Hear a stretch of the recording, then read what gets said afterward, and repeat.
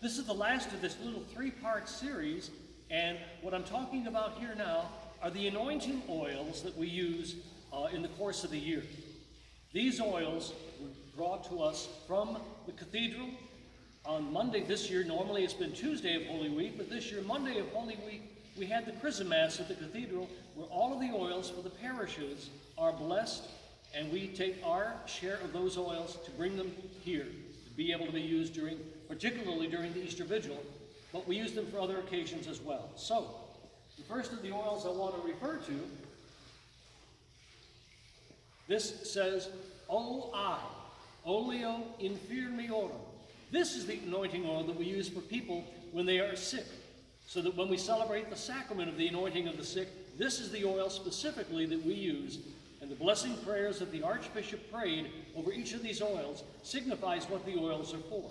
So this is the oil of anointing of the sick.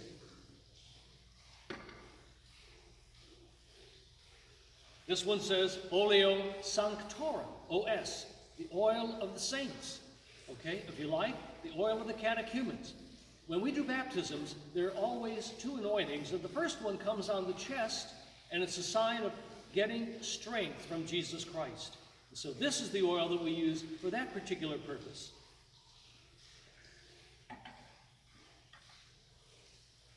The last oil is the sacred chrism. This oil is saved for important things like the second anointing for baptism, confirmations, and the anointing of the hands of the priest when he is being ordained a priest.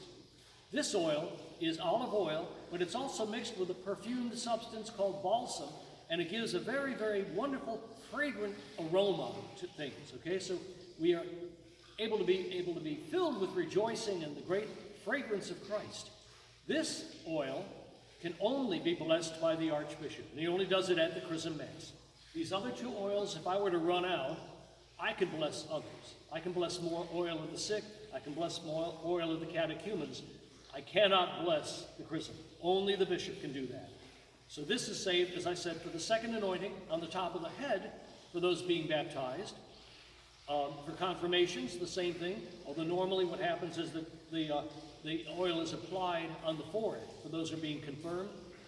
And as I said, for men being ordained priests, the ordination takes place, the oil of anointing takes place on their hands.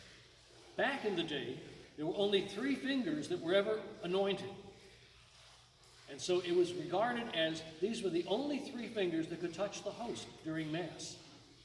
So that's not the case anymore, but one of the interesting stories is that when his thumb was mutilated while he was a missionary in upstate New York and southern Canada, the Jesuit priest, Father Isaac Jogues, had his thumb cut off. It was horrible. And he was so concerned, I can never celebrate the Eucharist anymore, can I? Pope Urban VIII, I believe it was, said, there is no way that somebody who has suffered like this for the faith can be told you cannot celebrate the Eucharist. So he was given that permission. But he really thought that, I've lost my thumb, I can't. The Pope says, yes, you can. Yes, you can. So the sacred chrism is used for those special kinds of anointings, and additionally, it is also used, and it was used out of Gabash, I guess in about 1998 here, when a new church is dedicated, the altar is also going to be anointed with chrism. So for those of you that might be considering this coming Sunday going to St. Ignatius for the dedication of their new church, that's one of the things that you're going to see will be the Archbishop anointing the oil, using the anointing oil, the chrism oil, on the altar itself, because it in itself symbolizes Jesus Christ.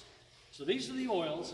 There's the font, there's the candle, and that is what we do most especially as we celebrate in the Easter season. Thanks very much.